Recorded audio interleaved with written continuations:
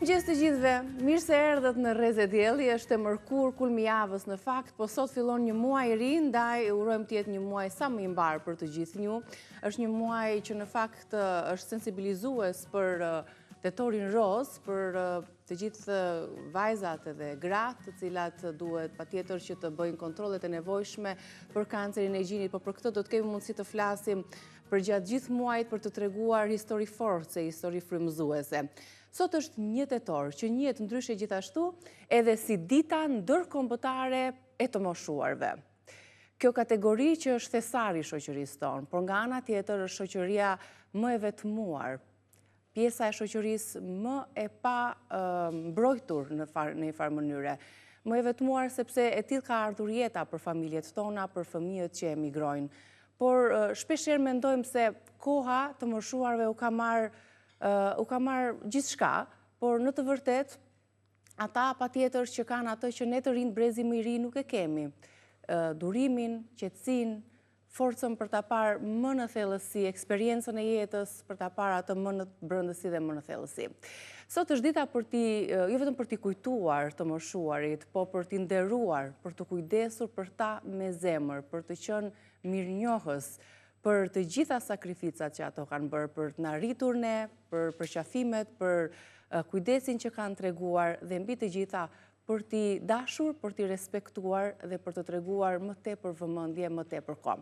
Në këtë moment do të lidhemi tani drejt për së drejti me Mimoza Kalan dhe dua t'ju prezantoj diçka të vockël që shumë shpejt në Rrezën tonë do të nisim një mini rubrik që i dedikohet pikërisht të moshuarve.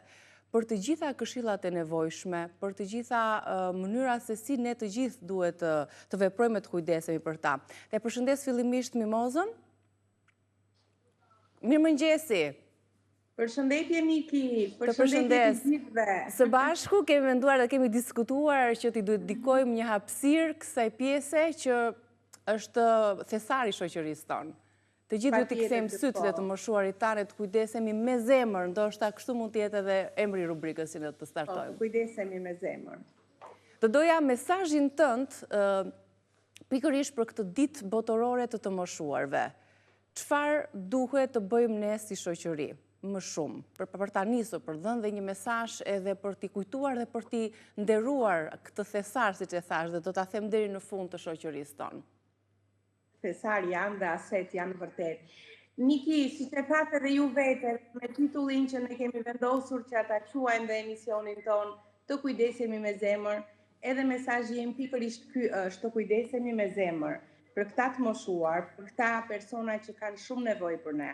Por mbi të gjitha unë do t'i këshilloja që të gjithë shoqërisë, familjes, vëmendje pafund për këta. Këta kërkojnë vëmendjen e tyre, këta kërkojnë t'i shikojnë, këta kërkojnë t'i dëgjojnë, kërkojnë dhe t'i prekim. Prandaj kur nuk duhen ndresuar dhe nuk duhet thënë ato porin janë mirë, janë vetëm. Përkundrazi ata kërkojnë shoqëri, kërkojnë biseda, ndoshta nganjëherë të pakuptimta kur nuk janë mirë, por për ta është gjithçka. Ndoshta të hedhin diçka në letër se nuk kanë mundësi të shkruajnë, por aman e marrin një veprim të tillë. Pra ata kanë nevojë për shumë vëmendjen tonë, për shumë vëmendjen e familjarëve, të gjithë shoqërisë, por mbi të gjitha dhe të shtetit. E drejt, një shoqëri që respekton dhe që është mirënjohës ndaj brezit të tjerë, ndaj të moshuarve, është një shoqëri që respekton vetveten. Dhe ajo që kësaj grup moshe i mungon patjetër është ky kujdesi, edhe këto fjalët, edhe kjo dashuria, e ky përqafimi. Tani, ne dim që shumica e të moshuarve në vendin tonë jetojnë të vetmuar. Për shkak të emigrimit, apo jo, për shkak të mënyrës se si është dhe ka ardhur jeta në ditët e sotme. Po, shumë e vërtet. Ata jetojnë vetëm dhe që në fakt nuk duhet të jetojnë vetëm, sepse kanë nevojë për shumë asistencë. Kur të them asistencë që nga gjërat më të thjeshta për një gatim të ngrohtë, për një pastrim, për një komunikim me ta, për qëndrimin me ta, sepse Niki shiko, në gjithë eksperiencën time, jo pak, po prej 40 vitesh që unë merrem me kujdesin dhe prej 6 vitesh që po merrem pikërisht me këtë kujdes kaq specifik, kam mësuar një gjë, jam e bekuar që unë ndodhem pranë këtyre edhe pse puna, në qoftë se do ta quaj punë, është e një stresit jashtëzakonshëm, është e një përgjegjësie të jashtëzakonshme, sepse ato kanë gjithmonë probleme, qoftë nga më të voglat deri nga më të rëndat, për të cilët kërkojnë vëmendje, kërkojnë kujdes, kërkojnë përqendrim, kërkojnë edhe ndihmën që duhet ja japim në kohën e duhur. Ata nuk mund të presin dot derisa ne të vim nga puna, apo nuk mund të presin dot derisa të vinë fëmijët nga ku janë në të gjithë botën, por ata kërkojnë vëmendje dhe ajo çfarë më ka mësuar kjo punë, sinqerisht duhet të ketë koordinim shumë të madh me shtetin, me mjekët e familjes, me historitë që po dëgjojmë pafund, që u gjend filani vetëm në shtëpi, u gjend personi vetëm në shtëpi. Shiko, nuk janë vetëm familja përgjegjës për këta, po jemi të gjithë ne shoqëri, janë strukturat e shtetit të cilët duhet të funksionojnë me të gjithë ekipet e tyre të mjekëve, të familjes, të infermierëve, të psikologëve dhe të punojësve social siç e ka dhe gjithë bota. Pra ata nuk duhet të ndihen kur vetëm. Po, ne në Shqipëri nuk kemi ende një mjek që kujdeset për të moshuar, gerontologun për shembull, siç e kanë dhe shumë shtete të tjera, që ndoshta edhe kjo duhet të jetë një thirrje për këtë grup mosh. Patjetër që po, por nuk punon vetëm mjeku, por punojnë gjithë ekipi, pra janë një bashkëpunim të jashtëzakonshëm me këta të moshuar, dhe jo vetëm për të kujdesur për nga ana shëndetësore, por dhe nga të gjitha problemet e tjera sociale. Do të thënë dhe biseda të ndryshme që bëjmë. Ne jo më shumë se dje bëm disa ushtrime të lehta këtu, të cilët këto ndihen mirë, sikur topin të kapin me dorë dhe ta rrotullojnë, apo sikur të bëjnë disa lëvizje të vogla, apo të shkruajnë diçka në letër. Pra, për këto është gjithçka, për mbi të gjitha që ne jemi sy edhe vesh për të gjitha problemet që ato kanë. Sepse edhe mosha bën të veten, problemet shëndetësore fillojnë dhe shtohen, rriten dhe një pakujdesi e vogël mund të kemi dhe probleme të mëdha. Ne kemi pasur raste plot të cilët janë përkeqësuar në qendrën tonë dhe fal ndihmës dhe kujdesit të kujdestarëve dhe të infermieres, ata janë përmirësuar dhe gëzojnë shëndet të plot. Por janë të pamundur, por që kërkojnë do të lëvizësh, të mbash, të kujdesesh, që të mos rrëzohen, që të mos mbyten.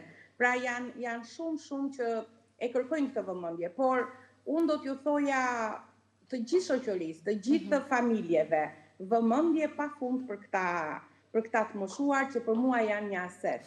Do të thënë të bisedosh me këta, ti ke dëshirë të dëgjosh historitë e këtyre, që janë një jetë e mbartur në shpatullat e këtyre, janë me probleme nga pafund, me zgjidhje që i kanë dhënë jetës, me zgjidhje që kanë dhënë familjeve të tyre, dhe sot ata duhet të jenë sigurisht në mbrojtjen e këtyre familjeve, të shoqërisë dhe insistoj shumë të vetë strukturave shtetërore, të cilët unë shikoj goxha mangësira dhe që duhet të jenë në lëvizje, aq më tepër dhe me zgjedhjen e ekipit të ri të ministrisë, duhet të vendosin politika shumë të forta dhe shumë të qëndrueshme për këta të moshuar. Të mos flasin pastaj për anën financiare, që janë të përgatitur. E qartë.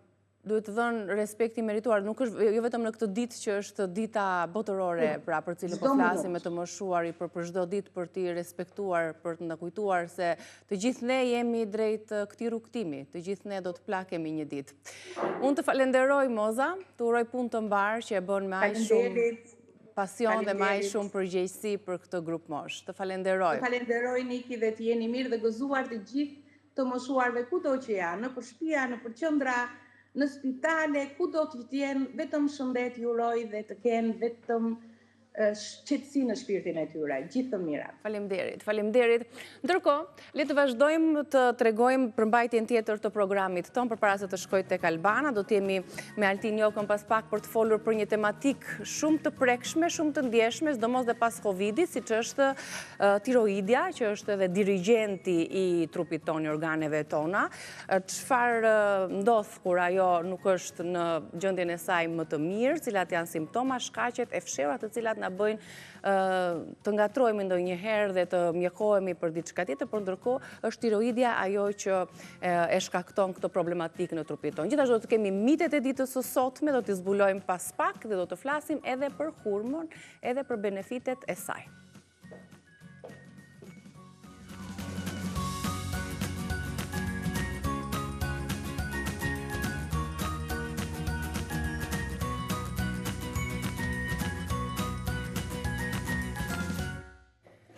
Mirë se të gjeta në Guzhinë. Mirë se erdhe. Mirë më njëgjes. Mirë se erdhëm, mirë se ju presim, si është kjo. Gjëja më e bukur është mirë se ju gjeta. Mirë se erdhët, shife. Të më fjalë... Mirë se ju gjeta, mirë se erdhët. To janë shpreje me taban, me shumë taban. Që themi guzhin me taban, me tradit, dhe kanë fjalët të ngjat jeta. A ka fjalë më të bukur se kjo? Absolutisht. Dhe me që ne themi me të ngjat jeta, valla jeta të ngjatet i të shik, të zgjatet me ca petlla të fshira. Bukur fort. Mire ke gjetur. Receta bukur fort. Atëherë, për këto petullat mua më duhet, këtu kam hudhra edhe gjalp për spërkatja. Kam djath, edhe gjithë si të doni ju, çfarë mund të keni ju në shtëpi. Unë e kam me djath të thërmuar, po gjitha shumë mirë dhe zëvendëson e djathin e të thërmuar. Kam qumësht në ujë, po deshët nuk shtoni fare qumë, shtoni ujën, si të dëshironi ju, nëse i doni pak më të buta, më të mëndafshta, shtoni vetëm qumështin. Kam vezën, kam mjellin, se pak të s'kam ku shkoj dhe nuk quhen petulla. Ka petulla pa mjell? Nuk ka. Ja, edhe e lëm këtu kam një vezë dhe pak skrip. I thashtë të gjitha, pa tjetët të gjitha, Picekova i kam. Prapne edhe më pas. Atëherë unë do të shtoj qumështin, pakës qumësht, vezën.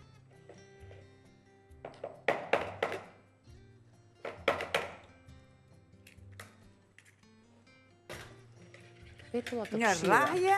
Edhe ky emërtimi i tyre është kështu interesant. Shtoj kripën.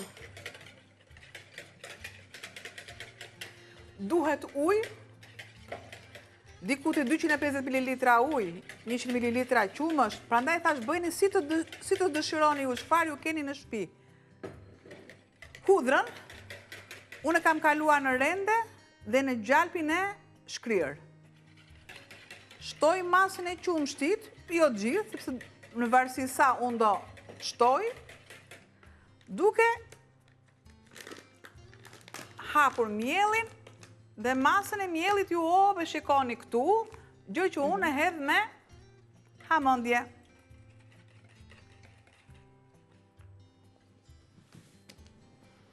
Shtoj mjellin dhe në varësi të masës së qullit, unë shtoj qumësht ose ujë si të dëshironi ju. Derisa janë të fshira, janë kështu të holla, delikate. Patjetër që duhet jetë holl. Edhe në brum. Direkt. Strukturë. Sobën. Dhe pakos fare. Një prekje, kur themi një prekje krip. E mirat mirave është gjithmonë qulli duhet të qëndroj. Po, ne jo ta lëm të qëndroj pak minuta. Kjo është masa e qullit që do t'i vendosim më pas në tigan, e rrjedhshme kështu e holl, dhe dy përbërësit e tjerë do t'i vendosim mbi petullat që do të piqen fillimisht. Duke lënë të qëndroj pak brumin, e bëjmë atë shkëputjen tonë të zakonshme, që është shumë e shkurtër, gjithsesi e ndihmon pak sa brumin të qetësohet, dhe të mos e shtojmë direkt në tigan të piqet. Kështu që me njëherë do të shkëputemi për pak fare dhe do të rikthehemi për t'i skuqur petullat dhe më pas do t'i vazhdojmë mbushjen me djath, me gjizë. Me djath, me gjizë, me çfarë të doni ju? Jep shije, edhe i mban dhe ato të buta me ato kremin brenda të. Sepse do kalojnë të gjitha shumë mirë në këtë tavën cilindrike simpatike, që do të vendoset në furrë. Kështu që më njëherë pas mesazhit promocional të Prostatol rikthehemi, është shumë e shkurtër. Edhe kemi në kuzhinë, vazhdojmë të përgatisim petullat të fshira. Përsërisim edhe një herë së bashku të gjitha produktet që ju duhen për këtë recetë të shpejtë të traditës. Ju duhet një kokër vezë, 500 ml qumësh, 250 ml ujë, 400 gram miell, një lugë çaj krip, 100 ml qumësh, 150 gram gjalp, 2-3 thelpin hudhër dhe djath i bardhë i thërmuar për t'i mbushur këto petulla. E kemi nisur me brumin dhe Albana tani po i vendos në tiganin që nuk ngjit, tiganin e shesht, për t'i skuqur apo pjekur ato.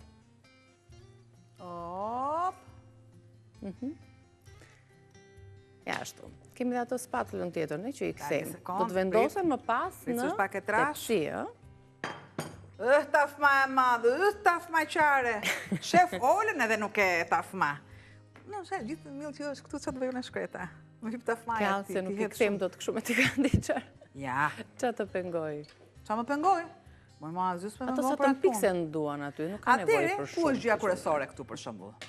Deri në momentin, edhe pa ditur fare, edhe nuk lëviz tigani fare, në momentin që fillojnë këto bulzat e vogla, do të thotë që është më kthe, po. Nëse unë nuk e kthej dot, marrim atë spatullën tjetër, sa ajo është për tjetër gjë. Kjo është për të shkëputur këtë. Për të shkëputur. Dhe këtu i vendosim direkt në tepsine, apo do t'i ndajmë? Direkt me në tepsi. Aty se do të marrin dhe një direkt në pjekje tepsi, në furë dhe... Më mili të gjemë. Qa është themun? Mëngjes është, orek s'kemi. Të parë në fare direkt. Po. Këtu. E doktor? Na me ja. O, pase... Ja. Tani petull pas petulle. Do hidhet pjesa tjetër, pastaj e mbushjes, edhe e gjalpit apo yndyrës me udhra. Pra duhet të bëj edhe në bazë të ja ka që holl duhet, faktikisht.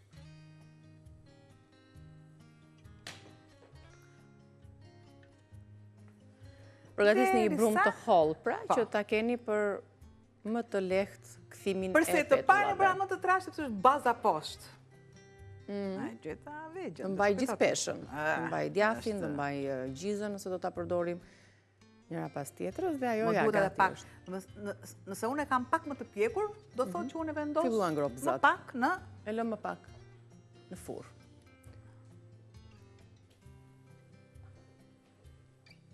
është një nga këto recetat e Korçës. Pa, të Juklindja i përdorë më shumë. Pa tjetër. Edhe pastaj... Sidomos, kur janë tek e tek palacinka. Palacinkat, po. I thonë tek e tek palacinka, krepa, se procesi është i njëjtë. Sepse është pal. Po. E gjithë çështja këtu është. Faktikisht tani, o do hedhësh djathin ti, që do bëjmë tani në këtu? Edhim djathi. Pra djath të thërmuar. Po, hidh djathin e thërmuar, për të do unë të marrë një... Hidh djathin e thërmuar. Se bashkë me djathin, do edhe në qik... Tani këtu unë, tek djathin nuk shtova fare. Hudra me... Op... Me gjallë, hudra të shtypura. Dhe sërish ti vendos... Shumë paka.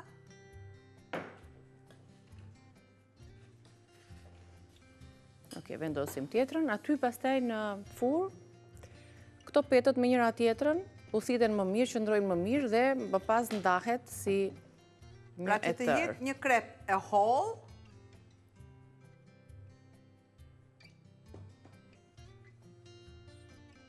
pra që tjetë edhe, jo vetëm komode dhe praktike në të konsumuar, në të prerë, por edhe kryohet pastaj një mas më vete, që ndahet. Gjithmonë e përzijem që të kemi masën e një trajtshme. Se kullona e po shëndon dhe mbetet pjesa më lehtësipër. Aq edhe më mirë është. Derisa të kryojnë këto bulzat e vogla.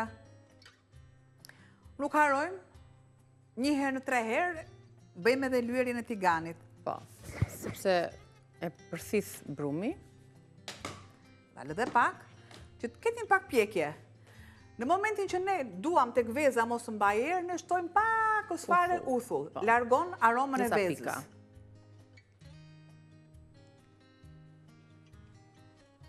Dale, se e shof që... Sa vjen dhe brumi është dhe më i mirë, më elastik, temperatura e tiganit është e duhur. Me përbërësit e duhur, normalisht ne kemi...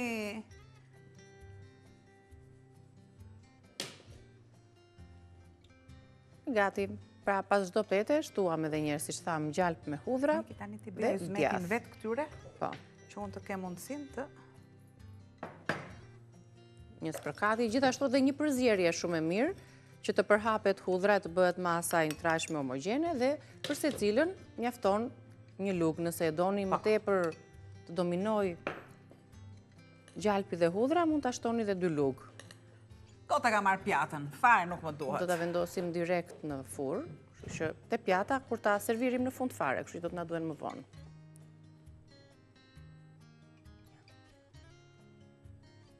O muaj të mbar të kemë. Muaj të mbar të kemi. Muaj të mbar, një muaj i ri, sfidues, ekuilibrues, sepse e treguam edhe nga panorama astrologjike që do ekuilibrohen ato sfidat që filluan në shtator, dhe një muaj që ka filluar të jetë edhe me temperatura më të ulta, më të freskëta. Po prandaj bëra sot unë këto palla të fshira. Por gjithashtu edhe sensibilizues edhe thirrës, jo vetëm për muajin tetor, por për çdo ditë të vitit, për kontrolle të herpasershme të vajzave grave, për të kuptuar ku janë, si janë, për të vlerësuar dhe kontrolluar veten, sepse çdo kontroll i hershëm shëron dhe shpëton jetë. Djathë shtojnë bollik, djathë, sepse e duan atë mbushjen e duhur. Tu ke nxjerrë edhe gjizë, ke nxjerrë për ta shtuar bashkë, i përziej për shembull? Djathi ka më shumë krip, gjiza ka më pak, unë kam njomës. Po i përziejnë çik. Po, unë kam njomës, që kështu derisa duhet edhe pakës, dhe shikoj që kur e ngacmoj me shpatull, opa, ja. Janë gjithmonë anët e tiganit që ndihmojnë, tu si ka shkuar nxehtësia akoma. Do dhe pakës. Shtojmë edhe 2-3 të tjera, mos kemi? Po. Marrim dhe pak djathë tjetër te kutia jonë. Ke gjizën, s'ka problem. Po, i përziej të dyja dhe kështu pra përgatitëm recetën, se do ta vendosim edhe pak minuta, siç tham, aty në furrë, në një furrë të parangrohur. Ja, 2 lugë, 1 lugë me vaj dhe me hudhra. Edhe këtë të fundit tjetër. Ajo është e fundit? Okej, ta hedh të gjithë sashin e djathit këtu.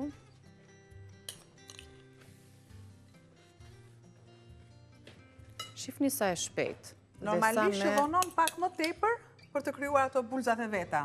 Po. Shumë në rregull.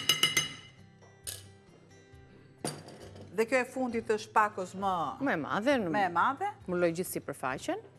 Përsërisim dhe njërë së bashku recetën, sepse kemi përfunduar disi për ta vendosur dhe në procesin e fundit. Petullat të fshira po gatuajmë për pjesën e brumit të lëngshëm të rrjedhshëm.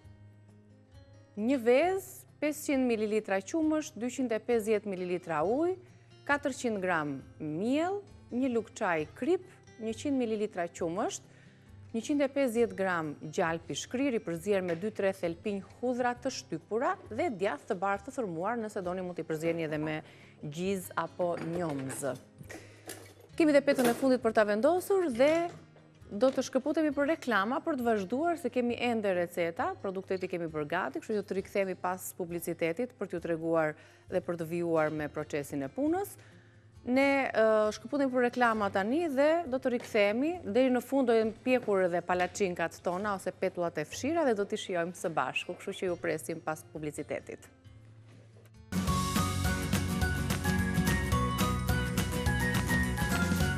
Mirë se erdhët edhe një herë, kjo është pjesa e fundit e gatimit, po jo më pak e rëndësishme, se tani do të bëjmë gjellën e drekës dhe kemi preshin që është një prej perimeve të sezonit. Do ta përdorim për gjatë gjithë dimrit se kemi shumë receta me presh, apo jo Albana? Sot bëjmë një gjellë me presh. Piper edhe masën e kripës. Po, se vendosëm qepën të parën, dihet që nis gatimi me qepën që tretet. Marr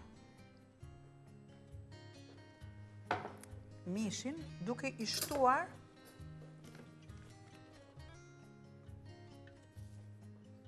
duke e spërkatur me miell. Gjëja kryesore për miellin, kur gatuaj mishin dhe të qëndroj, të gjitha lëngjet të qëndrojnë brenda te mishit, ne duhet ta spërkasim mishin dhe kur bëjmë biftekët, bërzollat shumë gjithmonë, duhet i kalojmë në miell, sidomos edhe pjesën anësore. Po. Këtë punë Kjo është shumë e duhur dhe në gatimin e mishit. Përse? Sepse lëshon lëngjët e veta, mban lëngjët brenda, është i zirë patjetër që po, por trash edhe lëngun. Pra mua nuk më duhet tjetë diçka veç gjella, veç lëngu, veç preshi ose perimet e tjera. Kjo është arsyeja pse u spërkatu pudros mishi me miell. Vetëm për t'i mbajtur lëngjet, por edhe për ta trashur gjellën, për ta bërë atë më të plotë. Vendosur tani mbi qepën. Qepa është tretur, është bërë transparente, do vazhdoj të dhe pjesën tretet më mirë.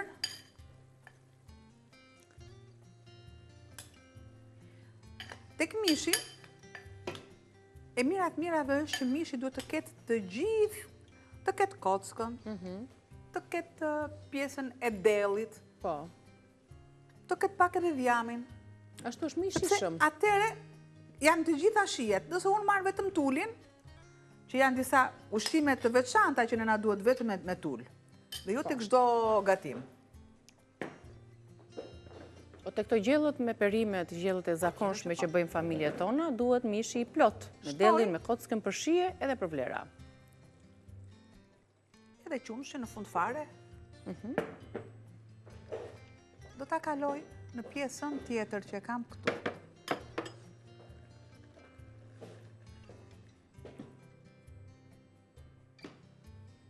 Kaloj këtu. Marë, le të bëhet paksa, dhe marr një enë tjetër, të më ngrohet paksa vaj. Do gatuhet preshit. Tani, kjo prerja kështu e preshit. Nuk lejon. Është për estetik, apo? Jo, nuk lejon që misha të hiqet. Të Pra zbërthehet aty. duhet në kaq madhësi, pra në kaq tjetë gjatësia për shumë, duhet jetë sa gjysma e gishtit. Po. Dhe nuk lejon që të hikin fletët njëra mbas tjetrës. Prandaj edhe është pjertazi. Dhe kam vepruar në të kundërtën, i kam bërë pak pjertazi sepse duhet që të ketë edhe të jenë edhe simetrike, edhe estetika dhe gjithë shka.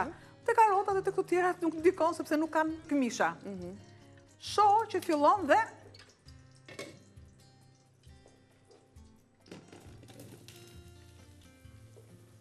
Do ta skuqim, do ta pjekim pak. Patjetër. Tek fundoret, tek bishti që heq këto unë, sepse nuk është prerë mirë. Normalisht këto janë më të kollajta për të hequr, prandaj dhe ne themi kur bëjmë gjell me presh, ne nuk vendosim pjesën e trupit me bishtin. Ja. Pra këto janë fundore, shikon, janë fundore që nuk vendosen, por me që janë, kur të themi pak vitale, janë prandaj dhe unë i vendosa. Janë më afër me... Por qëfar nuk do ti bishtat e preshit. Shumë. Bishtat e preshit i kam qofte. Qofte, byrek, gatimet të tjera. Kjo pjesa e bardhë është pjesa më e butë, me ëmbël, në shije me butë. Një gjethe dafine. Sikurse, si që është, pa e lëvizur fare mishin, fare... Një salcë domate. Salcën e domates.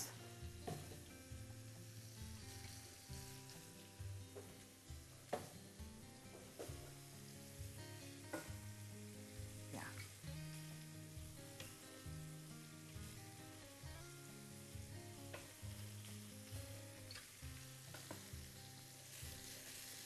I bie do ta lëmë të zjej, derisa të zbutet mirë mishi. Do të shtoj tek preshët edhe karotat.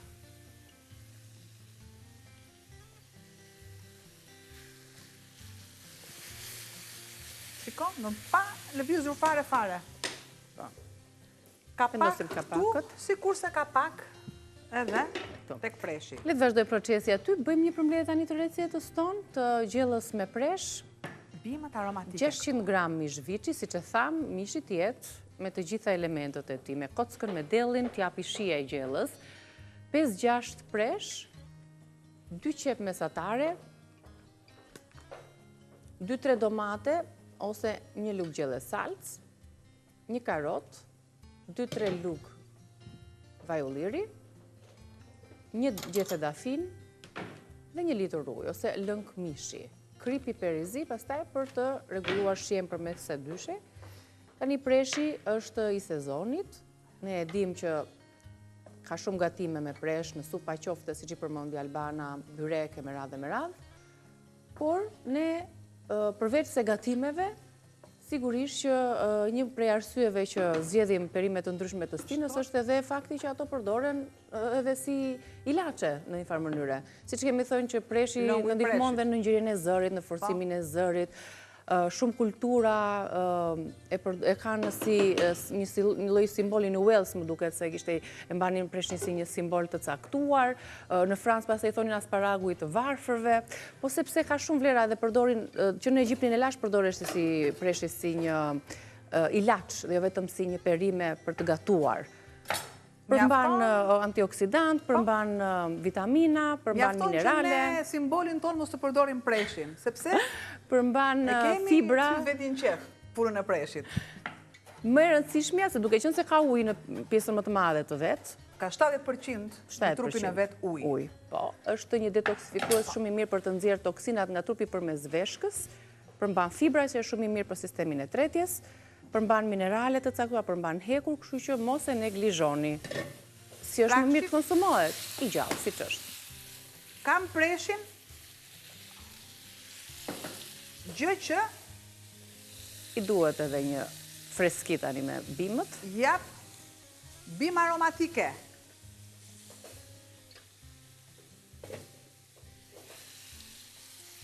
Do të shtoj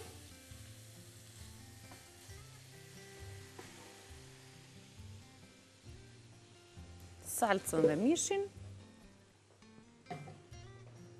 duke e niveluar. Përse vendosa preshin? Sepse unë nuk dua që të bëj më lëvizje të preshit. Për çështjen e këmishës. Këmishat mos hiqen një nga një. Do t'i lë të tilla. Do t'i jap një shije akoma edhe më tepër me krip dhe e vendos në furrë që të kem unë kohën që të përgatisim recetën tjetër. Që të përgatis recetën tjetër. Po, si që është, vendoset në furrë. Sepse janë të nxehta. Do t'jeqim palaçinkat më mirë se janë gati. Ka përfunduar receta, kujdes është dhe nxehtë, marrim më mirë një dorez. Për ta servitur dhe për ta treguar përsëri tek ju, te tavolina, ja receta e palaçinkave. Vendosim gjellën me presh, mund ta vazhdoni në sopë, mund ta vendosni në furrë, është zgjedhja juaj. Këtu do të ajkoset më mirë, do të jetë pak më kremoze, edhe më e përthithur mirë ato lëngjet. Gjithsesi, në të dyja variantet është shumë e mirë. Kjo është tava, siç thamë, e përfunduar e petullave të fshira, që quhen, ndryshe që i treguam në pjesën tonë të parë. Tani, regjia do të na ndihmojë me përbërësit me recetën e supës. E supës, po, përbërësit e supës. Çfarë supe gatuajmë sot, e shohim së bashku në ekran. Me shpule, oriz, vezë, kaq. Shpule, oriz, vezë. Pra kemi 300-500 gram mishpule, 1 litër e gjysmë lëng mishi, 2 vezë, 50 gram oriz, 1 karot, 1 limon, 1 lug miell misri, 2 lug gjalp, 1 tuf majdanoz, krip piper i zi. Pra, supa ka këto përbërës. I kemi në tryez. Largoj pak nxehtësinë tjetër këtu që kam. Dhe vendos një tenxhere shpejt, ma të kuqen e bukur, luajnë dhe rol të rëndësishëm edhe pajis, edhe pajis të kuzhinës. E para të bëjnë të ndihesh mirë kur gatuan. Do të shtoj, gjën e parë, shtoj direkt pakës vaj, sikur se shtoj edhe pakës fare gjalp. Supat e kanë që këtë nevojshme, këtë kombinimin.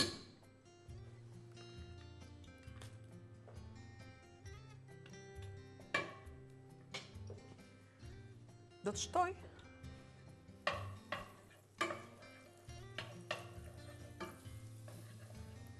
miellin, miell misri. Përse duhet kem pak më tepër vaj dhe jo gjalp, sepse poshtë unë këtu kam Kemi mishin e pulës poshtë me gjithë lëngun. Lëngun e mishit.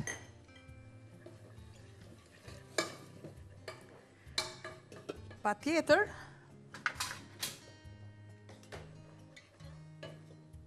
nuk më duhet përdor mishin në fare.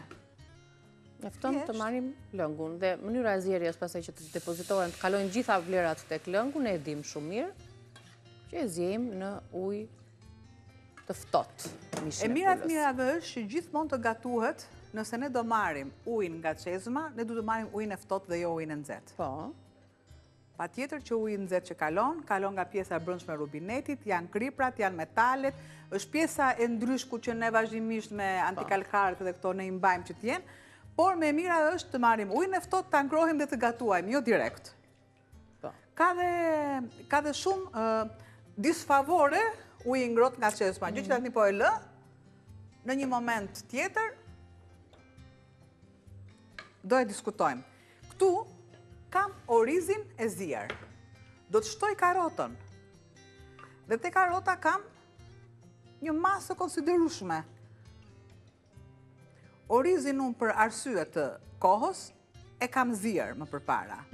Karotën e kam kaluar në blender, gjë që gatimin e ndihmoj me masën e kripës, nuk kam shtuar fare krip te lëngu i mishit. Po të duam, ne mund të vendosim edhe copza mishi, ose në të kundërt e mbajmë për një gatim tjetër. Super. Do ta kaloj me pjesën e orizit.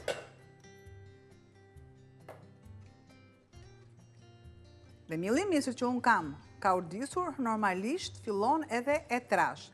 Kam 2 të verdaveze. Ka përsëri pak lëng, nëse të duhet. Fund fare, derisa të kem atë trashjen e duhur. Masën e piperit. Dhe sërish një trazim, një përzierje. Një trazim, jo të shpirtit tim, po të gatimit. Po. Trazimet në gatim janë të nevojshme. Patjetër. E le të tillë. Kam limonin sikurse dhe 2 të verdhat e vezëve. Përse nuk kam vendosur të bardhën? Sepse më duhet që të kem një supë të trash, nga ato kur ne shkojmë në restorante të tilla jo supa trash. Patjetër që ka miellin e misrit, ka dhe vetëm të verdhat e vezëve. Femre sa kremoze ka dalë. Po, më jep të lutem një tas aty. Ato të karotës nuk është problem. Atë ta rrafim pak pjesën, ta zbërthejmë. Të verdhën e vezës, të verdhat, 2 të verdha veze.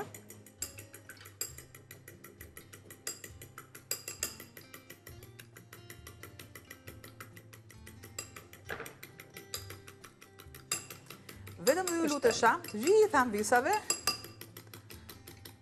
shikojnë gatimin deri në fund. Nëse nuk e keni kapur pjesën e përpara, shikojnë në YouTube, e keni. Absolutisht. Gatimi është i plot, në diqen të gjitha hapat në mënyrë rigoroze. Desh komente që e kuptoj që nuk e kanë parë një pjesë, dhe thotë se si ke hedhur këtë. Të gjitha shikojni, thjesht shikojni me kujdes. Të gjitha hapat. Nëse juve nuk shikoni një hap të atij gatimit, normalisht që ka hikur dhe i përbërës i gatimit. Dhe këto janë dhe hapat të shpejt që hedhja e një produkti apo karurdisja e një produkti tjetër kalon aq shpejt sa duket sikur ti nuk e ke shtuar, por ndërkohë është aty. Një limon. Po, prerja me limon jep shumë shije. Gishtrin të hapur për të që të jetë një grack për bërthamat. Dhe e fundit fare janë vezët, 2 të verdha veze. Tani bëjmë gati që të tregojmë tryezën tonë.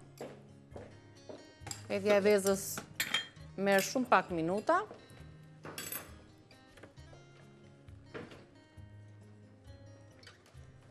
Ja dhe gjella këtu me presh, do ta lëm edhe pak më tepër, por do ta tregojmë për ju tani, meqense jemi në drejt fundit të hapësirës tonë të gatimit.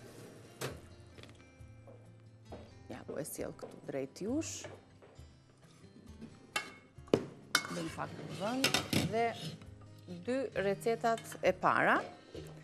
Se dja, kemi gati supën që ta tregojmë dhe supën në një tas. Të treja receta do t'ja ju përmend edhe një herë në kanalin ton zyrtar. Në YouTube Reze Dielli do të postohen, ju lutem ndiqeni nga fillimi deri në fund, atje do t'i keni me përbërësit përkatës dhe mënyrën e përgatitjes. Albana servira dhe supën, ne ju falenderojmë që na ndoqët, unë ju pres pas fleshit informativ në temën për tiroidet me Altin Jokën. Të lumë shinduar, Albana. Shumë bukur u tregua dhe supa. Dhe na bëft mirë, edhe ju në shtëpitë tuaja, çfarë keni gatuar, t'ju bëj mirë. Faleminderit. Qeni pas pak. Mirë se erdhët, ja të takohemi sërish në Rezen ton, do të bisedojmë sot me Altin Jokën, do të flasim për tiroiden, për problemet që ajo sjell në trupin ton, për shkaqet më të zakonshme, si të kuptojmë që kemi një problem me tiroiden për shkak të simptomave që në shfaqen, ndonjëri neglizhojmë, ndonjëri ngatrojmë me simptoma të sëmundjeve të tjera. Padyshim kemi mitet e çdo të mërkure, çdo puntate që kemi Altin Jokën në program dhe padyshim do të flasim si gjithmonë për një frut apo perim të stinës. Sot kemi zgjedhur të flasim për hurmat, aq shumë të dashura, aq shumë të shijshme dhe patjetër që kanë benefite dhe vlera për organizëm. Përshëndetemi fillimisht me Altin Jokën. Altin, përshëndes. Mirë se vjen në këtë bisedë. Faleminderit. Ku po presim së pari të na thoni ju, të na tregoni se cilat mite do të ndajmë me publikun e gjerë. Atëherë së pari, unë dua të përmend një mit që ka shkuar shumë larg tek njerëzit, tek mendjet e tyre dhe është betonizuar edhe në qëndrimet e tyre, edhe në përdorimet e tyre të përditshme. Miti që magnezi kuron depresionin apo sjell një gjumë të shëndetshëm në sistemin nervor. Këta njerëz, duke besuar te kjo kur magjike dhe te ky lloj marketingu, në shumë raste heqin dorë nga terapitë të ndryshme që janë terapi të vërtetuara, humbin kohën e çmuar, humbin parat dhe në fund fare mashtrohen. Po pse është ky mit? E para le të zëm disa studime të cilët kanë thënë që magnezi mund të kurojë depresionin dhe është një nga elementet kryesorë për të vënë në gjumë një person ose për të sjellë një gjumë të shëndetshëm. Faktikisht në këto 20 vjet nuk kemi shumë studime për këtë pikë, mund të kemi diku 9 studime që kanë paruar, klinike 20 vitet e fundit, madhësia e këtyre studimeve në njerëz është e pakët, pra vetëm disa dhjetra persona kanë marrë pjesë, edhe afati i përdorimit të këtyre njerëzve është shumë i shkurtër, 1 muaj, maksimumi 2 muaj. Pra nuk kemi një kohë të gjatë, afat gjatë që ta provojmë. Dhe një studim i tillë me pak njerëz dhe jo kohë afat gjatë nuk është serioz ose nuk të thotë diçka. E dyta kemi që nuk kemi një standardizim të përdorimit qoftë të masës, qoftë të llojit të magnezit. Se ne pse kemi magnezin citrat, kemi magnezin laktat, kemi bisglicinat, kemi disa lloj magnezësh, dhe te studimet janë marrë të gjëra të ndryshme dhe dozat janë përdorur nga 200 mg deri në 700 mg. Pra nuk kemi një konsensus se sa duhet përdorur, forma kush është më efektive, kush magnez është më i mirë. Kjo përsëri na lë të dyshojmë këtë drejtim. Tjetra, sa është parë që tek pacientët që kanë përdorur magnezin për problemet e depresionit, mundet këtë pas të një pjesë të tyre ulje të disa simptomave të depresionit, por nuk ka pas as kurim, as shërim. Madje pas disa muajve, tek shumë prej tyre janë kthyer përsëri të njëjta simptoma. Duhet të kuptojmë se 49% të njerëzve që janë të prekur nga depresioni nuk kanë mangësi magnezi. Atëre, në qoftë se nuk kanë mangësi magnezi, nuk ka si ta plotësojmë ne dhe të themi se ata kanë një mangësi biologjike. Po ata që kanë pagjumësi, a kanë mungesë magnezi dhe a i ndihmon magnezi? S'është e thënë, nuk është e thënë gjithmonë. Jo, nuk është e thënë gjithmonë. Ka shumë arsye dhe shumë faktorë që unë do t'i them. Po le të t'i zëmë me radhë. Tjetra është konflikti interesi që kanë këto kompani. Nga këto 9 studime, 6 për shembull janë financuar vetëm nga kompanitë e suplementeve, që vënë në dyshim objektivitetin e studimeve. Tjetra, ne të flasim tani për depresionin dhe si ndikon mekanizmi i magnezit te depresioni. Depresioni nuk është një disbalancë mineralesh, është midis tirave, por shumë pak është ndikuese dhe kjo. Ai përfshin probleme neurotransmetueshësh, pra dopaminën, serotoninën, problemet e hormoneve, problemet e tiroideve, të kortizolit, inflamacionin kronik, është i lidhur me faktor psikologjik, me faktor gjenetik, me faktor social. Pra nuk është kaq i thjeshtë. Magnezi ndikon në disa prodhime enzimash nervore që i stimulojnë tru, por është si të thuash kemi një rrjet elektrik në Tiranë gjigant dhe janë disa fije që kanë bërë disa ndriçime të disa rrugëve dhe disa shtëpive. Kjo nuk është zgjidhje. Pra nuk kemi dhe zgjidhjen përfundimtare. Në ana tjetër, është parë që kur personat kanë marrë dhe placebon, pra hilen, atë sikur është e vërtet magnezi, pra që nuk është magnez, kanë marrë dhe magnezin që i kanë mashtruar, pra njerëzit që kanë thënë që duhet pini këtë, shpesh diferenca ishte jashtëzakonisht e vogël. Mos harrojmë një gjë tjetër që është shumë e rëndësishme, 99% e magnezit ku gjendet? Gjendet në koska dhe në qeliza. Edhe nëse mund të kemi pak, trupi jon e lështon ose e lëshon gradualisht ose e shtrëngon, pra ose e lëshon ose e shtrëngon gradualisht magnezin. Në qoftë se ti kalon 3 ditë me stres, me situata të vështira, dhe i këm bërë analizën e magnezit do dali keq. Është bërë testime për këtë. Dhe pas 3 ditësh, në qoftë se ti e lumtur, ke kaluar një ditë të mirë, një ditë të bukur ose 3 ditë të bukura, niveli i magnezit del në nivelet më të larta. Pra mungesë e magnezit në aspekti laboratorik nuk është e vërtet dhe nuk mund të bazohet. Plus që mangësia e magnezit është e rrallë. Nga ana tjetër, depresioni është një situatë multifaktoriale. Faktor biologjik, gjenetik, është traumat, stresi kronik, vetmia e një personi, marrëdhëniet me të tjerët, varfëria, lekët, pra aspekti financiar, të gjitha këto nuk mundet t'i përmbys në logjik, pra t'i përmbys një mineral dhe të kthej aspektin e depresionit. Pra, në këtë drejtim, efektet që ka të mundshme magnezi duke e marrë, krijon dhe probleme. Çfarë krijon? Disbalancim në zor, bën disbalancim të tensionit nervor, sjell çrregullime në qoftë se do ta përdorim gjithkohës, çrregullime të ritmit të zemrës dhe sjell edhe probleme në veshka. Pra, pilula ideale për depresionin miq të dashur duhet të jetë rregulloni marrëdhëniet tuaja, largohuni nga qyteti, nga zhurmat, nga debatet, mos përdorni shumë celularin, rrisni aktivitetin fizik, mos flini shumë vonë, ulni xhelozin, negativitetin, smirën, shmangni pijet energjike, drogat, alkoolin, duhanin, balanconi hormonet tuaja, balanconi dietën tuaj që të merrni sa më shumë lëndë minerale midis tyre edhe magnezin, që nuk veproni vetëm, por do elemente të tjerë për të përfitur. Jepi sa më shumë buzëqeshje, mirëkuptim, tolerancë, dashuri, sepse kjo është pilula magjike e depresionit, jo magnezi. Ky është miti i parë. Që është edhe poshtë. Kalojmë tani tek miti i dytë. Miti i dytë është hapur shumë në rrjetet sociale, kur thuhet shpesh hidhet, edhe pse një doktor i gastroenterologjisë të Bashkuara të Amerikës shumë i njohur e ka hedhur poshtë. Është një mit që thuhet kafeja me stomak bosh e dëmton stomakun dhe shkakton ulçera. Prandaj nuk duhet pirë kur me stomak bosh. Për shkak të aciditetit që ka. Po kështu e kemi ditur të gjithë. Por për shembull, ky doktor, ky po dhe disa tjerë ka hedhur në aspekti shkencor aq qartë dhe aq poshtë, sa përsëri edhe pse të tjerët të dëgjojnë, vazhdojnë në disa mite pa argumente shkencore. E para, çfarë është ky mit? Ulçerat nuk shkaktohen nga kafeja, nuk shkaktohen nga qepa, nuk shkaktohen nga hudhra, nuk shkaktohen nga stresi. Në qoftë se njerëzit nuk e dinë nga shkaktohet, këta nutricionistë, dietolog, këta që dalin, duhet kuptojnë nga se shkaktohet ulçera. Nuk ka asnjë studim, asnjë që të thotë që hudhra, qepa, kafeja shkaktojnë ulçer. Helikobakteri është kryesori në shkaktimin e ulçerave të stomakut, në dëmtimin e mukozave të stomakut. Përdorimi i aspirinës, i ibuprofenit, niveli i stresit kronik që është i lartë, kequshqyrja, pra ngrënia e konsumimit të tepërt ose kequshqyrja në lëndët ushqyese, nuk është as faktor kafeja, as ndonjë shkak. Tani, pse ne e themi që është kafeja një gjë e tillë? Shikoni, marrim thjesht studimet. Çfarë thon studimet? Studimet thonë që stomaku është ndërtuar nga acidi. Pra baza kryesore e stomakut është acidi për tretjen. Dhe ai ndryshon sipas disa niveleve. Mukozat e stomakut janë të mbrojtura me një stres mukusi, dhe me biokarbonat.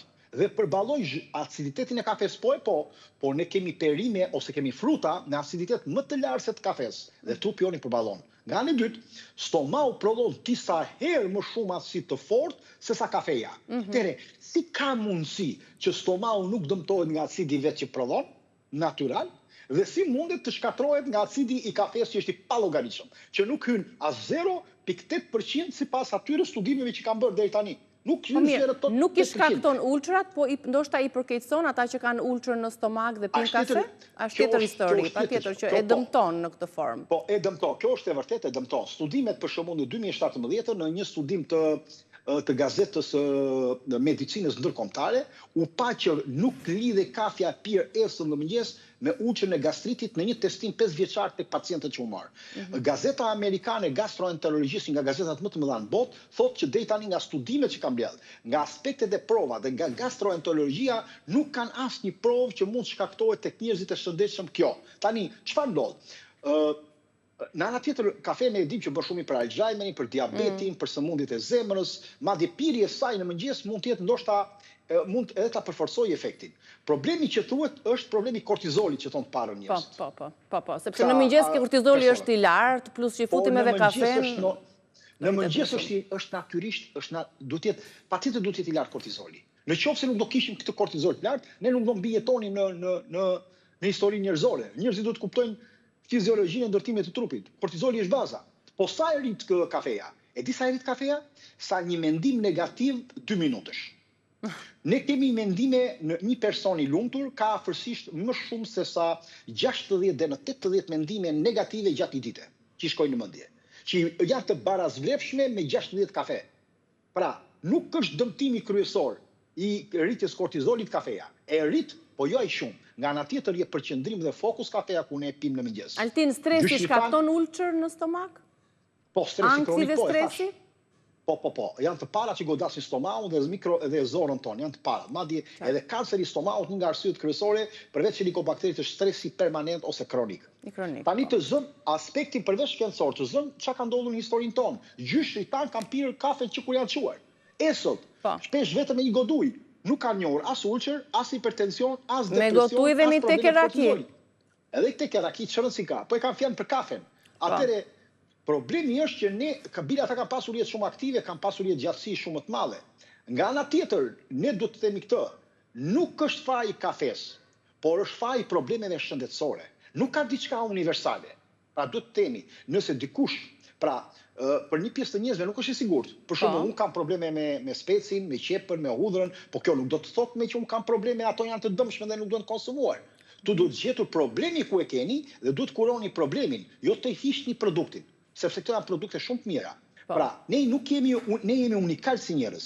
Nuk jemi... Dikujt që i bën mirë speci djegës me të njëjtën problem shëndetësor, dikujt tjetër nuk i bën mirë. Dëmi nuk është universal, dëmi është personal, mund të themi. Dhe në këtë rast, ndjeshmëria është personale. Dikujt i bën dëm, nuk do ta konsumoj kafen, dikujt i bën mirë, do ta konsumojmë. Po s'duhet i bie me thik, sepse nëse dikush ka refluks ose gastrit, është mirë që mund ta pi pas vaktit. Nuk po themi gjë, por nuk mund të heqim një mit të themi që nuk duhet konsumuar se shkakton ulçera, jo se e dëmton, pra e shtyn në tutje.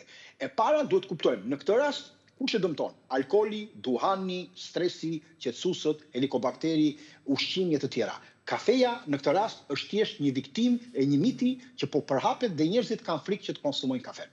Kjo ishte miti i dytë. Këto ishin 2 mitet e kësaj të mërkure. Tani do të kalojmë tek tema që ne kemi zgjedhur të diskutojmë me ju sot edhe padyshim për të dhënë disa referenca apo shpjegime, ndihma të ushqimeve apo se si mund të përmirësojmë shëndetin e tiroides. Dihet që tiroidea është një gjendër e cila mund të quhet si dirigjenti e organizmit, orkestra dirigjente e organizmit ton. Por çfarë ndodh? Pse ajo një moment të caktuar pushon së funksionuari? Dhe si ta kuptojmë që kemi filluar këto problemet me tiroiden dhe më beso Altin, sipas mjekëve kam këtë statistik, pas Covidit janë shtuar jashtëzakonisht shumë raste të prekura me tiroide.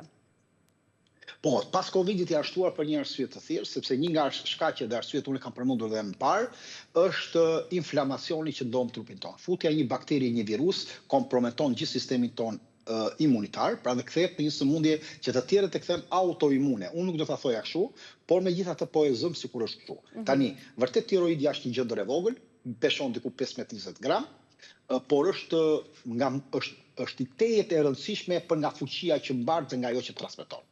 Sepse është pikërisht kjo tiroide që prodhon 2 hormone të 3 dhe të 4. Ato janë 2 dirigjentët tonë që udhëheqin çdo ritëm të metabolizmit. Në qoftë se ato nuk funksionojnë mirë, funksioni i zemrës, i trurit, i aritmisë, i problemeve emocionale, i temperaturës së trupit, i rënjes flokëve, i shpërthimeve emocionale, do ndodhin më shpesh, e të tjera, se ka shumë gjëra.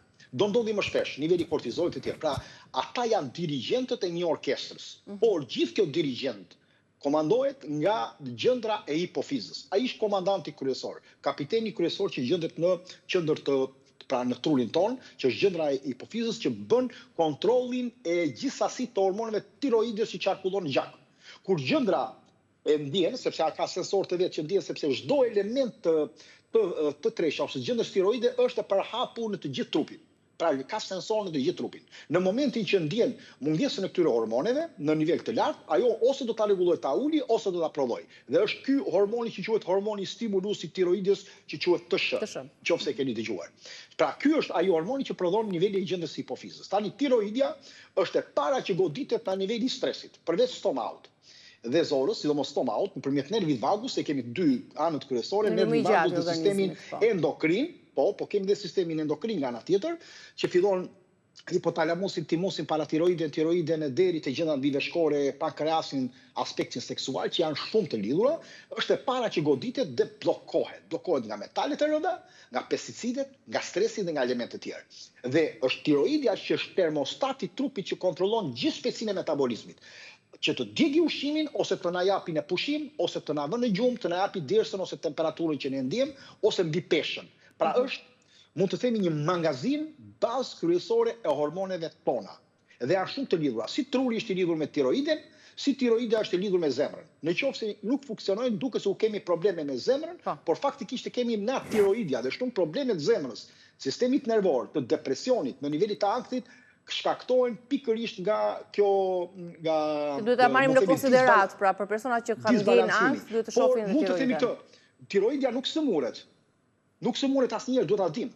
Ajo krijon disbalancime. Pra po themi, kemi një shtëpi të ndërtuar në një vend, në një fshat, në një vend, dhe kemi dritaret shumë të holla, xhamin e holl, kemi çarje në dyje, nuk i kemi të izoluar dhe shtëpia është gjithmonë e ftohtë në dimër. Nuk është faji i shtëpisë, është faji i izolimit. Prandaj gjithë ky sistemi endokrin, nga niveli sensorëve që ka, nga gjëndrat që ka, sepse është një labirint shumë i madh gjëndrash gjithë sistemi endokrin, nuk është vetëm kjo, dhe ndërveprime me njëri tjetrin janë jashtëzakonisht të mëdha.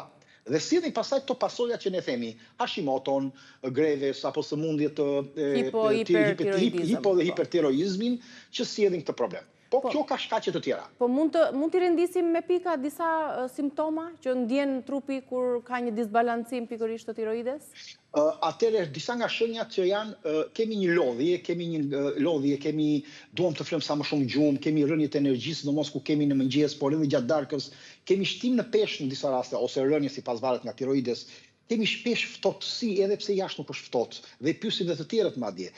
Shpesh na ftohen, na mpihen duart, flokët fillojnë na hollohen, na bien, lëkura bëhet me thatë, thonjt fillojnë na krijojnë të çara, kemi probleme me jashtëqitjen, kemi humbjen e përqendrimit, kemi shpërthime, depresion, kemi një cikël të çrregullt të menstruacioneve, kemi djersitje, kemi ndonjëherë jashtëqitje të tepërta, të shpeshta dhe me bark.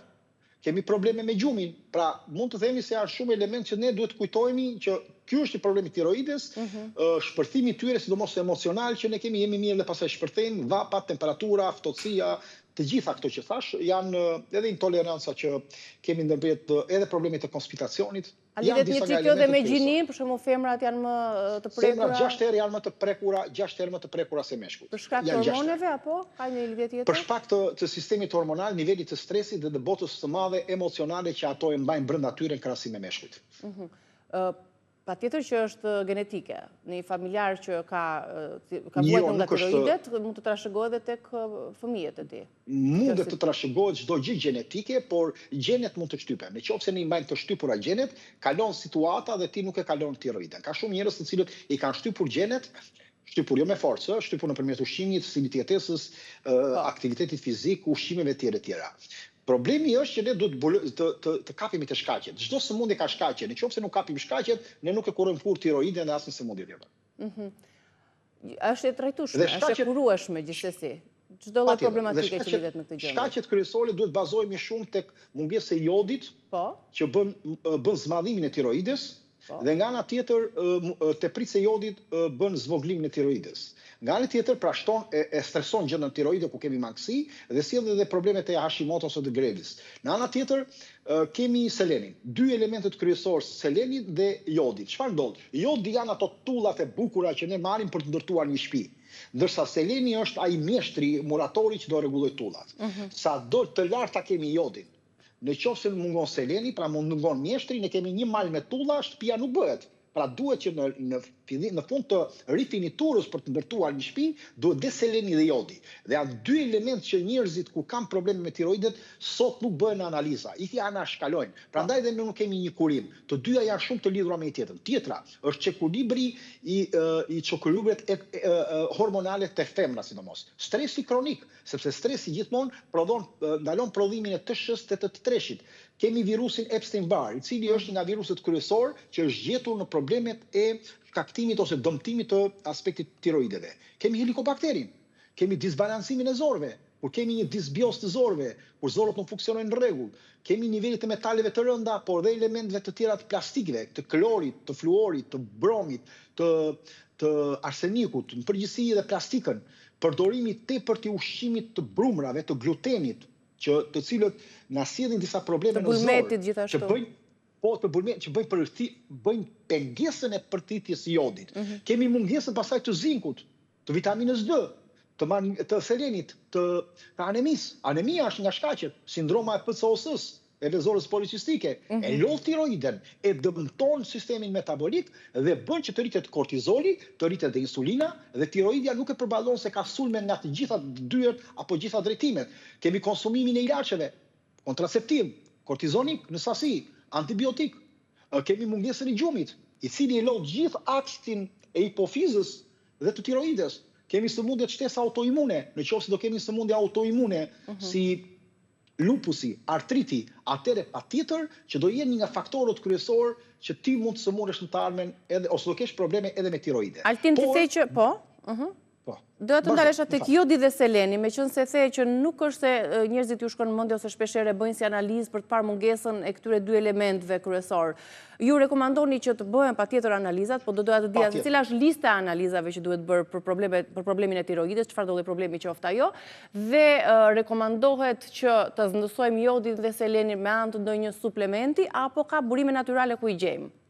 Ka burime natyrale plot, por në analizat që duhet bërë të 3, të 4, anti-TPO, të shëja, pra anti-TPO-ja shumë e rëndësishme në shumë vende të botës nuk e bëjnë më, por ajo tregon sa është niveli i sistemit autoimun që është sjell kundra vetes. Shiko, ne nuk kemi një sistem autoimun që ne themi është sëmundje autoimune, është kthyer trupi kundër, jo. Nuk është kthyer trupi me ushtri të rregullta apo i programuar për ta bërë të. Trupi, qelizat janë të destabilizuara, nuk kanë marrë komandat e caktuara. Është si të kemi një ushtri të madhe në botë, ka filluar një luftë kudo dhe ushtria nuk merr komandat nga Tirana në Tropoj ose në një vend tjetër. Duke mos marrë komandat, ajo fillon një vepron sipas qefit të vet komandat, sepse gjithë sistemi endokrin është i lidhur nëpërmjet disa receptorëve kimik, disa antenave, të cilët e transmetojnë me një herë të gjithë sistemi çfarë duhet. Dhe është gjendra mbiveshkore e cila jep nivelin e radhë të kortizolit ose ul dhe është amortizatori dhe jep alarmin kryesor në trup. Çfarë ndodh në këtë rast? Ushtrit nuk janë në rregull, destabilizohen. Kjo nuk do të thotë që ato kthehen kundër trupit. Ato nuk po marrin komandat dhe po veprojnë me komandat e tyre. Atëherë ne duhet të nisim të bëjmë ekuilibrin e këtyre. Atëherë kjo fillohet nga analiza. TSH, T3, T4, anti-TPO që shumë e rëndësishme, është elementi i glicemisë dhe i insulinës të glukozuar, e cila është aromatja 3 mujorshë, që duhet shikuar se si punon niveli pankreasit që është i lidhur në sistemin endokrin, duhet bërë, pra që mund të kemi në aspekti metabolik, duhet bërë dhe seleni dhe jodi. Të paktën këto janë analizat bazë. Unë kam rekomanduar dhe të tjera, si anemia dhe një gjak tjetër, por të paktën këto duhet të jenë baza kryesore për të bërë. Ndërsa jodi që thatë ju për të marrë mund të merret nga algat e detit që kanë sasinë më të lartë të jodit, ka peshku i detit i egër, kripa e detit në qoftë se është krip e mirë, po themi, pra ka niveli jodi dhe jezadet të tjera. Nëse seleni merret nga arat braziliane kryesisht, merret nga sardelet, nga një pjesë e mirë e kërpurave, nga farat, sidomos farat e luledjedit, farat e susamit, nga toni, nga elementet tjerë. Pra, këto mund të merren në mënyrë natyrale. Cilat janë ushqimet miq apo armiqt për tiroiden? Çfarë nuk duhet të konsumojnë njerëzit që vuajnë nga tiroidja? Atëherë në tiroiden kryesore, sidomos të Hashimotos, sepse Hashimoto është më e prapur, më i mira është konsumimi paktën 2 ose 3 arave në ditë, për të marrë nivelin e selenit, se kur seleni nuk mund të thuhet që është i tepërt. Kur merret dhe nga arat dhe jo nga pilulat, ai ka dhe elemente të tjerë, sepse ara braziliane ka afërsisht 16 dhe 22 elementë shtesë, të cilët veprojnë dhe balancojnë nivelet e tyre. Qoftë selenit tepër që është organik, ose selenit të tepërt. Nga ana tjetër, peshqit e egër, vezët organike, pra vezët që mund të merren në fshat, perimet që janë jeshilet kryesisht, po që ka nivele të larta të beta-karotenit, si kungulli, karota, sepse është nga elementet kryesor që ndihmojnë nivelin ose përmirësimin e tiroides, marrjet e ushqimeve me nivelet lartë probiotikëve, si që janë tushit apo kefiri, kosi, farat dhe arat, sidomos farat e kungullit, farat e luledirit, farat e susamit, janë shumë të mira sepse bëjnë dhe aktivizimin e nivelit hormonal. Gluteni është armiku kryesor, soja është armik i rënd, sheqernat e ushqimeve që marrim dhe pijeve energjike janë defektet më të mëdha, ushqimet e paketuara e këtyre po themi ultra përpunuara ose të janë me konservues të tjerë, janë përsëri shumë të dëmshëm në elementet që ne mund të marrim. Nga ana tjetër, unë mund të them diçka që një pjatë në ekuilibër duhet të ketë edhe pjesën e mishit ose elementeve të tjerë, por duhet të ketë edhe perimet e shoqëruara. Duhet të ketë karbohidrate të pastra, jo karbohidrate nga buka, nga mielli. Karbohidratet nga quinoa, nga patatja e kuqe kryesisht ose ëmbël, nga orizi integral. Këto duhet të jenë kryesore dhe yndyrrat e shëndetshme, sidomos vaj i peshkut nëse është e mundur, jo omega 3. Vaj i peshkut duhet konsumuar më shpesh për këtë lloj problemi që duhet marrin njerëzit. Protokolli më i mirë që ne duhet të dimë në aspektin tonë, që duhet të dimë kush janë protokollet më të mira, e para njëherë duhet të përdorur një protokoll autoimun, e shoqëruar me një protokoll anti-inflamator makrobiotik dhe protokolli bazë pastaj është protokolli Walls. Pra protokolli krijuar nga doktoresha Terry Walls, e cila është nga protokollet më të njohura, më të mira, më efikase. Ku fokusohet ky lloj protokolli? Fokusohet në ushqimin e mitokondrive, në detoksifikimin, sistemi antiinflamator, pra dieta antiinflamatore bën pastrimin e sistemit endokrin nëpërmjet gurit zeolit, disa algave blu, disa lëngjeve dhe disa ushqimeve të caktuara. Pastaj vjen ushqimi makrobiotik, i cili është përsëri një antiinflamator për të ulur sistemin tënd autoimun dhe për të ulur gjithë ato ushtri që të fillojnë të kthehet në favorin tënd. Dhe pastaj fillon protokolli doktoreshës Terry Walls, e cila është një protokoll që ushqen mitokondrit, forcon nivelin qelizor dhe është ndërtuar nga 9 porcione perimesh në ditë, 3 janë jeshile, 3 janë me ngjyra, 3 janë të pasur me squfur, si është brokoli, lakra dhe elemente të tjerë të qepës. Dhe kjo protokoll eliminon glutenin, bulmetin dhe bishtajoret dhe shton më shumë mishin, algat, peshqin, ushqimet shumë të fermentuara 2 deri në 3 herë në ditë. Dhe dieta më e mirë për të përmirësuar dhe për krahur këtë është dieta GAPS. Dieta GAPS quhet dieta e sindromës psikologjike të zorëve, që do të thotë duhet qetësohen edhe zorët përveç sistemit endokrin, ai nervi vagus si ne tham, se është shumë determinant. Dhe dieta GAPS është nga dietat më të mira, që do të thotë përdorimi i argjinares, i asparagusit, i avokatos, i panxharit, i specave, i kungullit, i repës, i rukolës, i filizave të brokolit, lakrave të brukselit, dhe shtimin e lëngjeve selino, karot, lakër, duke u shtrillur. Pra kjo është protokolli që do të marrë dhe shtesa e disa kërpurdhave medicinale, siç është reshi, çaga, kodyseps. Po që gjithsesi çdo protokoll dhe çdo regjim i personalizuar patjetër duhet të jetë në konsult me një specialist, sepse një protokoll i bën mirë dikujt tjetër nuk e bën mirë se ka dhe gjendje të tjera bashkëshoqëruese. Plus, po është personale, individuale. Unë kam raste të njerëzve të cilët mund të themi kanë kuruar në mënyrë më të mirë tiroiden, disa e kanë në kontroll, te disa ka pasur reagime pozitive, te disa ka pas disa reagime të lehta. Pra varet nga personi individual që si mund të funksionojnë planet dhe dietat. Planet janë të qarta, por ti do ta përshtatësh në bazë të disa problematikave që ka në trupin e vet, të shëndetit, të moshës, të gjëndrave, të analizave, shumë elemente të tjera. Edhe mos harrojmë dhe erzat. Erzat janë shumë të rëndësishme, sherebela, trumza, nenëxhiku, xhinxheri, hudhra, shafrani, janë nga elementet më të mirë të cilët duhen përdorur. Janë antiinflamator, prandaj ndoshta. Antiinflamator dhe patjetër duhet përdorur rënja e xhamballit, që është nga më të mirat, astragalusi dhe rhodiola, të cilët janë nga elementet më të fuqishëm antiinflamator, për të rritur më shumë nivelin e rezultateve të tyra, dhe patjetër vaj i rigonit, pak në sasi të ulët gjithmonë, vaj i farës së zezë ose farat e zezë, të cilët heqin edhe metalet e rënda, po dhe ndihmojnë edhe gjendrën mbiveshkore, dhe aloe verën edhe disa kërpurdha medicinale të cilat mund të ndihmojnë. Qartë. Faleminderit për këshillat e deri tanishme. Ne do të bëjmë një shkëputje të shkurtër publicitare, përsëri do të rikthehemi bashkë Altin për të folur për benefitet vlerat shëndetësore të hurmës, këtij fruti të stinës. Faleminderit.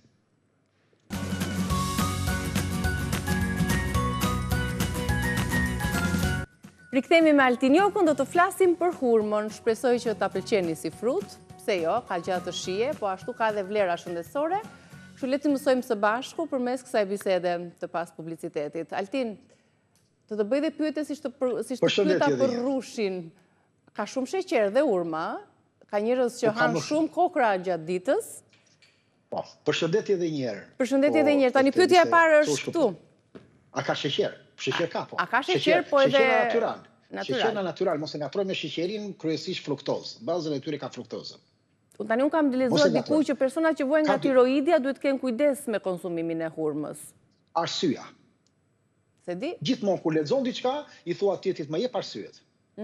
Për shkak ndoshta të këtyre tanineve, pjesës së hidhur. Taninet nuk janë. Atëre, një sekond. Ti sqarojmë gjërat. Dhe para për sheqerin. Kjo ishte nga unë, se nuk e kam lexuar kështu. Po, gjithsesi, i bën mirë personave të prekur nga tiroidja apo jo? Atëre flasim për sheqerin. Ti zë me radhë se ngatrojmë. Sheqeri atëre të hurma është diku 15 gram në 100 gram, ose mund të themi te një hurmë normale e mirë është diku 22-25 gram në nivelit të sheqernave natyral, baza kryesore tyre fruktoza. Pra është më e lartë se sa shumë element tjerë. Por duke futur vitaminat e tyre, ato taninet që ti thua, apo dhe flavonoidet, ky asimilohet shumë mirë. Nuk rekomandohet vetëm për problemet e diabetit, të cila mund të rekomandohet një hurmë e madhe, gjysma e një hurme të madhe në ditë, ose një hurmë mesatare, pra për një diabetik, po për njerëzit e tjerë jo. Në qoftë se është hedhur ideja që nuk duhet përdorur nga njerëzit me tiroide, është hedhur vetëm një ide nga disa doktorë në botë, të cilët e lidhin me nivelin e lartë të sheqernave. Jo të taninës, që duke ngacmuar nivelin e pankreasit, atëre krijohet një insulin rezistente ndaj trupit dhe sjell patjetër probleme inflamatore edhe të gjendra tiroides. Por kjo nuk është e vërtetë për arsye sepse taninet janë tek hurmat që nuk janë të pjekura mirë. Ato gradualisht bien. Tek hurmat që janë të pjekura mirë, tek hurmat që janë farzeza pothuajse janë shumë poshtë, por ne duhet dim që ka efekte, taninet kanë efekte antibakteriale, antiinflamatore dhe janë pastruese për zorën. Gjë që është një problem i madh për problemet e njerëzve që kanë tiroide. Niveli tjetër i hurmave ka nivele të larta të antioksidantëve dhe flavonoideve, siç është quercetina, siç është katekina apo epikatekina apo kaenferoli, të cilat gjenden vetëm te disa elementë mirë të çajit të jeshil dhe elementeve të tjerë, të cilët rikuperojnë disa probleme në zemër, në emët e gjakut, te kolesteroli ndërhyn, madje urma është antialergjike, te njerëzit që kanë alergji në përgjithësi, urma ul nivelin e histaminës dhe eliminon gradualisht duke u kombinuar me disa para, bim, dhe një pjesë të një dy perimeve të kombinuar bashkë me vajrat esencial, niveli i histaminës pothuajse zhduket për të hequr nivelet e alergjive. Ka nivelet e beta-karotenit, ka lutein, ka zeaxanthin, ka likopen, janë element antitumorial, janë element që forcojnë shikimin, përmirësojnë lëkurën, sjellin problemet e sistemit kardiovaskular të cilët i rregullojnë. Po midis tjerave të hurma ka nivel të acidit galik.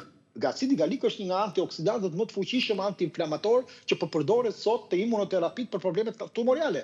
Edhe mbron gjithashtu dhe qelizat, rigjeneron nivelin e lëkurës apo të plakës, duke hequr plakë dhe duke evonuar. Tani po ta krahasoj me fruta të tjera ka më shumë sheqer se molla. Patjetër, domethënë sheqer fruktozë, po themi sheqera natyrale, por nga ana tjetër është 4 herë më e fortë në vitaminë A dhe C se molla. Është më e fortë në vitaminën A se portokalli 2 herë më e fortë. Është më e fortë në disa elemente të fibrave se rushi. Është më e mirë se banania për nivelet e tretjes dhe për peristaltikën e zorës dhe nivelet e antioksidantëve. Është më e mirë se kivi për problemet e tretjes edhe për problemet e zorës si njerëzit e përdorin për mos pasur konspitacione. Pra të themi të vërtetën, por realisht një 100 gram hurmë ka 60-70 kalori, nuk ka nivele shumë të larta. Ka nivele të larta të fibrave, ka vitamin A, C, E, B1, B3, B6, B9, ka kalium, magnez, bakër, selen, ka pak hekur, pra ky seleni e ndihmon megjithëse sasit ulta, e ndihmon tiroiden dhe përfitimi që marrim është shumë herë më i madh me gjithë ato gjëra që unë thash. Nuk po marrim diçka të shkëputur. Kështu që hurma nuk mund të dëmtojë askënd. As njerëzit që janë me diabet, në rast se e konsumojnë nga pak. Madje shërben për tensionin dhe për problemet e zemrës, për problemet e syt, për problemet e lëkurës dhe sistemit imunitar, për tretjen dhe për zorën, sepse ka nivele të larta të fibrave, madje pastron dhe nga toksinat, dhe mos harrojmë të tiroidja duke pasur nivel vitaminës A, vitamina A duke gushetuar me selenin, dhe po ashtu me këta antioksidant që unë thash, është një nga bazat kryesore të inflamacionit autoimun. Kështu që kjo është një teori, ne po e themi në aspektin shkencor dhe si është i ndërtuar. Është një parandalus kundër plakjes dhe kundër kancereve nga flavonoidët e lartë, nga antioksidantët e tjerë. Thash vetëm nga niveli i sheqerit që mund të arrisi, por nëse ne kombinojmë me ara, po, se e thamë dhe për pjesën e rushit, po. E kemi thënë të gjitha, po t'i konsumojmë me fara, niveli i sheqerit do një kohë më të gjatë për t'u rregulluar dhe për t'u stabilizuar. Ulma ka bakër dhe duke pasur nivel të bakrit dhe manganit, mos harrojmë janë baza kryesore e disa lëndëve që i duhen tiroides sonë. Ne kemi shumë mangësi në bakër dhe në mangan. Janë disa minerale, pra për bakrin organik po flasim. Në bakrin që marrim nga minerale gjurmë që janë shumë të votë në organizëm. Tirozinazëm, bakrin organik, quhet tirozinaz. Dhe manganin e kemi të mangut. Dhe gjënat tiroide dëmtohen kur nuk e kanë këtë. Krijojnë një inflamacion dhe rritet. Janë disa dritare që hapen, që inflamacioni të hyjnë në tiroide dhe ti marrin. Nuk furnizon me jod, që mund të themi ka jod. E kupton? Ka nivel të ulët të selenit, por kaq mund të themi. Por është shumë e mirë dhe për anemit, edhe për njerëzit me anemi, edhe njerëzit me gastrit të kenë vetëm që kujdes për lëkurën, nga taninet, qofse nuk është e pjekur, sepse e ngacmon, siç ngacmon dhe lëkura e mollës ndoshta ose lëkura të tjera. Ka njerëz që nuk mbarojnë dot, nuk ngopen me 2-3 kokra sa mund të jetë rekomandueshme, sepse çdo gjë që është edhe e mirë dhe e shëndetshme, patjetër nëse teprohet kthehet në bumerang. Sa është konsumimi ditor? Nuk ka përcaktim të saktë për frutat dhe perimet sa duhet konsumuar. Nuk ka ndonjë përcaktim të saktë. Kjo është në bazë të organizmit që ndihet. Ka njerëz që konsumojnë 5-6-7 mollë në ditë. Unë po tregoj një eksperiencë personale. Në familjen time në vitet 88, në vitet 91-92, ne fillojmë të merreshim me mollë nga korça për të shitur. Dhe gjithë shtëpia jonë mbush me mollë, hoqim krevate dhe çdo gjë dhe i tem mbushëm lart. Duke mos u shitur në treg molla, se sollën dhe disa të tjerë, se ne pam një mangësi në atë kohë, isha shumë i vogël, i ri në atë moshë, po babai që po merrej, atëre ne filluam të konsumonim sasi të lartë molle që t'i hanim vetë, se s'kim çfarë të bënim. Gjithë si familje, mamaja vuante nga ulçera, motra vuante nga një problem tjetër, babai prap nga një problem tjetër, dhe nga konsumimi i tepërt i mollës që ne kemi ngrënë, pra ne kemi tekaluar çdo normativ, mund të hanim edhe 15 kokra në ditë, dhe 10-12, mamaja u rigjenerua ulçera, ju humbi ulçera. E dyta, u rigjeneruam të gjithë nga aspekti i lëkurës, i fytyrës. Ngriheshim në orën 5 të mëngjesit dhe nuk ndjenim lodhje. Flinim vonë dhe çoheshim herët. Ishim shumë energjik, ishim shumë mirë dhe unë e kam kuptuar vite më pas kur janë futur këtij lloji profesioni ose studimeve që pash që ndonjëherë edhe konsumi i tyre mund të, pra edhe pse e morëm në sasi, ne na bëri mirë. Dikujt mund të kthehet bumerang. Varet nga individi, por nuk ka përcaktim. Dikush mund të haj 4 fiq, 5 fiq, 6 fiq, 8 fiq. Dikush ha 2 fiq dhe i dëbëjnë dëm. Të kenë njerëzit, pra kujdes se shikojnë reagimet e trupit tyre. Po ndoshta të kenë kujdes edhe vaktet kur i konsumojnë, orët e vona ose herët në mëngjes, për shembull për fruta të caktuara, në rastin konkret për hurmën, kur rekomandohet mëngjes, drekë, darkë, nuk ka. Unë ha në mëngjes her pas here, mua më pëlqen të ha në mëngjes. Siç ha shalqiun, pieprin e kam qejf që ta konsumoj në mëngjes, siç ka edhe bananen. E kam qejf kur e kesh në mëngjes, po këtu në Suedi nuk ka shumë hurma të ardhura nga se nuk prodhohen, por ju keni fatin e madh që keni hurma dhe nuk duhet ta lini. Dhe janë nga frutat me nivelet më të ulta të pesticideve të gjetura. Prandaj duhet i konsumoni se është një ligjë shumë e fortë kjo, ku nuk ka pesticide është shumë mirë. Sidomos hurmën farzez. Hurma farzez, ajo që është dhe laroshe me të zezë brenda edhe portokalli brenda, edhe e but është më e pak e dëmshme për stomakun, ka nivele 2.5 dhe 3 fish të antioksidantëve, të niveleve më të larta të antioksidantëve. Pra, ta zgjedhim që të jetë e butë dhe farzez, kjo është hurma më e mirë që duhet të zgjedhim në tregës, është ajo tjetra e forta edhe farzeza. Po mund të jetë fort, e drejtë. Po mund të jetë drejtë. E butë është në shi, ajo kur e konsumon dhe ka nivele më të larta të karotenoideve, të vitaminës A, dhe ka më shumë nivele të larta të manganit dhe nivele më të larta të bakrit. Gjë që i bën akoma dhe më mirë tiroides, akoma më mirë sistemit imunitar. Por patjetër që mos e konsumojmë shumë, se konsumimi i tepërt i hurmës ndonjëherë na sjell kapslëk, në vend që na sjellë i shkarkim, na sjell kapslëk. Nëse konsumohet ajo e taninave, po. Taninat është niveli që sjell në anën e kundërt të këtyre. Pra duhet i dim nivelet e tyre. Tani, në qoftë se kemi mundësi të ngrim, mund të ngrim. Për dimër, për dimër, vetëm se ka një problem që mos harojmë që nuk mundet të rezistojë më shumë se 4 deri në 6 muaj në maksimum në vetë. Për çdo gjë që futet në ngrirje, po. Për çdo frut që fusim në ngrirje, 6 muaj e ka. Ka fruta që rinë, jo, shtyn më shumë. Frutat e pyllit okay, po. Më shumë. Më shumë, por temperatura është e rëndësishme. Temperatura minus 16, 14, 16, 18 gradë minus është idealja për hurmat, për rast. Se çdo temperaturë ka të vetë, por për hurmat minus 14, minus 16, minus 18. Ka një gjë, me kalimin e 3-4 muajve, vitamina C dhe vitamina A, pra beta-karotenët, fillojnë dhe dekompozohen, ndërsa mineralet dhe nivelli i fibrave apo i polifenoleve, antioksidantëve ngjelet i pandryshuar të paktën 5-6 muaj.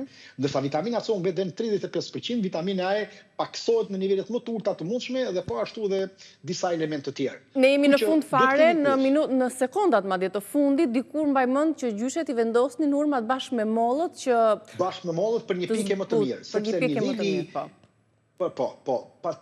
mirë, është e vërtetë. Piqeve më shpejt, më mirë dhe piqet të dyja nga njëra tjetra më mirë. Të dyja marrin nga njëra tjetra dhe të dyja dhe sidomos kur rinë në një temperaturë konstante dhe afër diellit mund të rinë, zakonisht i vinin te pargazet e dritare. Unë kam pas një komshi që i gjithmonë e mbushte me hurma dhe me moll, një moll, në kohën që ishte shtator tetori dhe mos harrojmë, këtu 20 vjet përpara, 25 vjet përpara, kjo me siguri dhe shumë të tjerë e praktikojnë këtë mënyrë si truk për shembull për t'u pjekur njëra pas tjetrës. Altin, faleminderit për gjitha këshillat dhe informacionet që ndam sot. Faleminderit juve, ishte kënaqësi, mund t'ju tregoja 2-3 receta, po me që s'kemi kohë në një ma thuaj 2 receta, nëse i kemi gati. Po marim pak sekonda, që mos mbasim kohë. 2 receta me hurmë. Atëre, me recetat me hurma ne mund të bëjmë diçka. E para mund të bëjmë një smoothie, nëpërmjet shafranit, kanellës, nëpërmjet limonit, nëpërmjet bananes dhe frutave të pyllit. Është një komunitet jashtëzakonisht i mirë i konsumueshëm në mëngjes. Për shembull, kjo është një nga formulat që unë mund të them. Të tjerat pastaj më e mira ndoshta do ishte që hurma të konsumoj veç dhe bashkë me arat. Do ishte ideale. Por the me arat, ndoshta me aroret, bajame, lajthi, do ishte më e mira me 2-3 shoqërimin e tyre. Do ishte më e mira nga të gjitha. Por mos përthimin e sheqerit shpejt nga aspekti nga pankreasi për të rritur nivelin glicemik në gjak. Falenderoj edhe njerë, të uroj ditë të mbarë. Falenderit për këshillat. Do t'jenë të gjitha pjesët që diskutuam sot me Altin Jokën në kanalin ton zyrtar në YouTube, në Reze Dielli. Falenderit dhe juve që na keni ndjekur. Shihemi nesër me Rezen tonë.